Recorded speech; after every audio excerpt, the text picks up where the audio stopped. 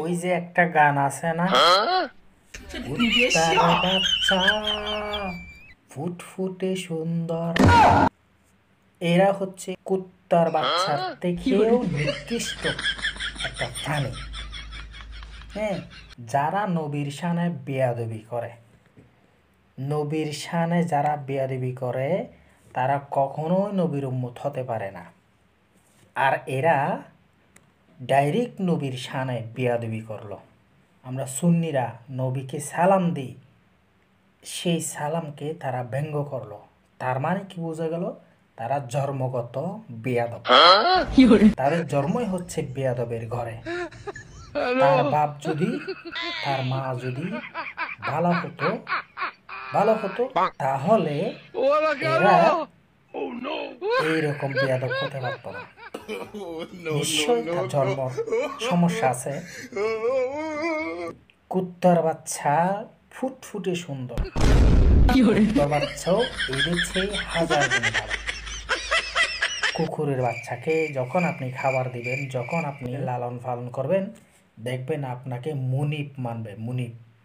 এরা কুত্তার চেয়েও মানে নিকৃষ্ট প্রাণী। এই ভিডিওটা যখন আমি দেখলাম ভাই, মাথাটা পুরাই খারাপ।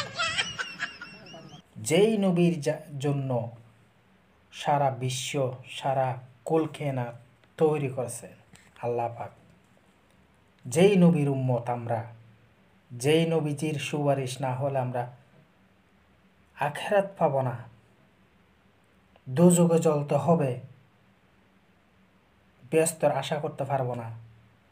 যেই নবীজি না হলে আমরা এই যে ইসলাম পেতাম না, সেই নবীজির শানে তারা কত বড় বেয়াদবি করলো।